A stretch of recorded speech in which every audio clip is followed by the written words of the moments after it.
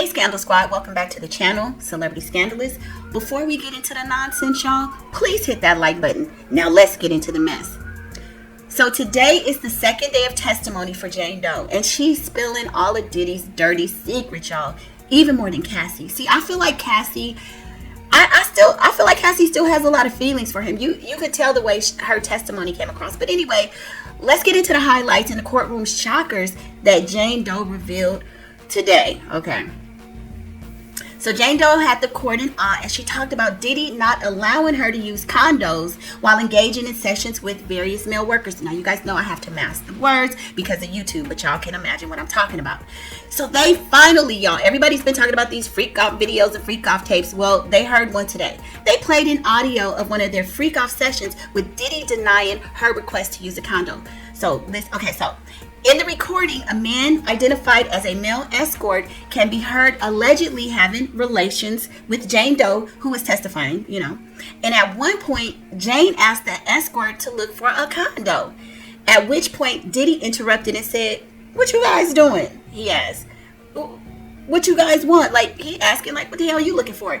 "You promised," she replied. Now, this is Jane Doe. You just taking that ding dong," Diddy said, later adding, "If you don't touch yourself right now," that's kind of threatening, like, if you don't get in there and get the jacket on that. So I'm just trying to give you guys a visual. This is what they heard, So then Jane described what a freak-off session or a hotel night would routinely be. So, she's just kind of explaining, to the jury what a typical debauchery night, what a freak-off would be. After Jane just finished having relations with the escort and Diddy, she said she would then jump in the shower, change outfits, like put on another sexy lingerie and the heels and all that, and prepare for the next, and they called them entertainers. So an entertainer would be an ex-worker, basically. Asked whether she ever got tired, she replied yes. Through the tears, she added that she would try to communicate her fatigue to Diddy, and like making little faces and stuff, but Diddy be like, "I don't care nothing about that. Get back to work."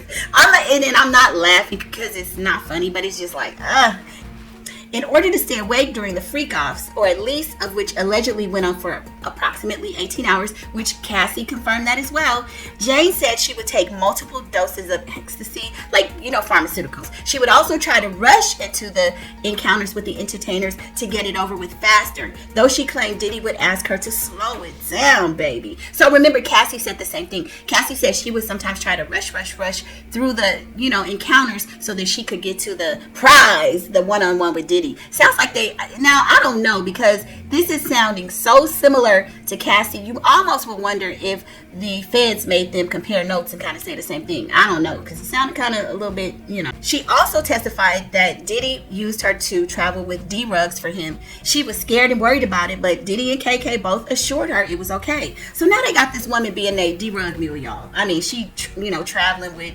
pharmaceuticals, and y'all know that's wrong. And she knew it was wrong too. But anyway, she did it. She said she loved him. She said when they had their sexcapades, they usually went through about 24 bottles of baby oil.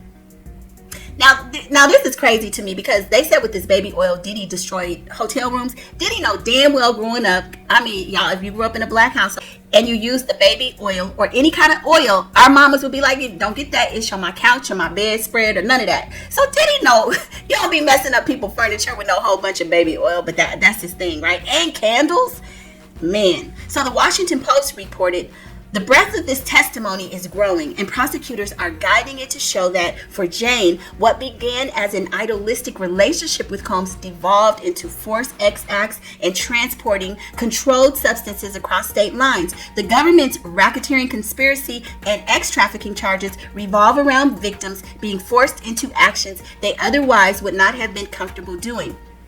And I get where the government is going with this, but when people make statements like, if I didn't do it, he wouldn't pay my rent and I wouldn't be able to live in this expensive penthouse, that doesn't feel like coercion to me. That feels like a choice.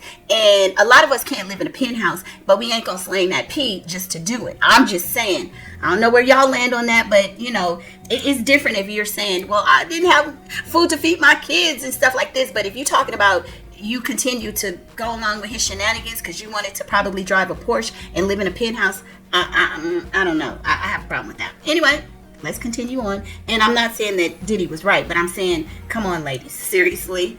And then to only find out now that all them Louis Vuittons that the men have been giving you guys, and you guys are getting doing freak-offs for, them damn purses cost $2 to make in China. You know what I'm saying? So it's just a big facade. So I don't know. I have a different perspective about all of this, but let's move on. This is from the Washington Post. Sean Combs would regularly run out of D-rugs during freak-offs and have his security guards or assistants fetch more. His former girlfriend testified under her alias Jane. She said staff would show up at the hotel rooms with pill bottles full of ecstasy, slow, and a mixture of cannabis and tobacco. Jane said she and Combs usually took stimulants, but a dealer named Guido would sometimes bring Xanax. You need something really heavy to knock you out, Jane said. I would take it after I put Sean to sleep. Lord. Listen, this is really better than one of those Hollywood movies, to be honest. Now, this one was sad. I understand and I could sympathize with her because we have all loved somebody and we try to do things to please them. For me, though, I do have boundaries. You just not gonna make an ass out of me. That's just me. But anyway, she said it was her birthday, and just like Cassie, she thought, finally, I'm gonna get my one-on-one time with him, because remember, at this point, after she had been doing freak-offs for a few years now, she just really wasn't into it. Just like Cassie, they get tired of it. Like, I just feel like most women, it's like, we always got to have another damn man in the room with us. Ninja, are you crazy? What's really going on? So she was out with him. It was her birthday weekend. They were dining, and she was looking all squeaky clean at Nobles. You know, she thinking that he done flew her out to Miami because he gonna do the big one, because he told her it was gonna be something a little different. So she's thinking it's her birthday. It's all about her, right? They're at Nobles. Y'all know they hobnobbing at Nobles. So she's all excited and giggly. It's her birthday. So she started crying on the witness stand when she started talking about how Diddy did her dirty. She started saying that he was telling her it was a surprise and what the entertainment for the evening would be. She's thinking they just going to be going out on the yacht and they're going to be chilling, probably with a little wine. Y'all already know what happened. He's talking about the entertainment, which meant telling her, we about to get into another freak off, baby. He's acting like this freak off is her gift for her birthday, in which a freak off that she don't even want to do him no more. So who is this freak off for, me or you, right? So she's just feeling depleted. She's feeling humiliated, like he done made a damn fool of her. They ain't really spent the only like one-on-one private time it seems like that they spent together was at the dinner at Nobles, and this is for him to telling her, yeah, eat this sushi. This is about the highlight of your evening, because we about to do what I want to do. So it gets so dark, and it's just sad.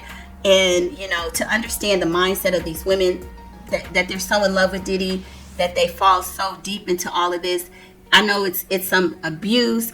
Some of it is for the money, in my opinion. It's just a lot going on anyway. But y'all, it's just crazy. So y'all, she's going to be back on the stand this afternoon. So we're going to get back into her second part of her testimony. But for right now, y'all jump in the comments and let me know your thoughts. And I'll see you on the next video. This ish is nuts.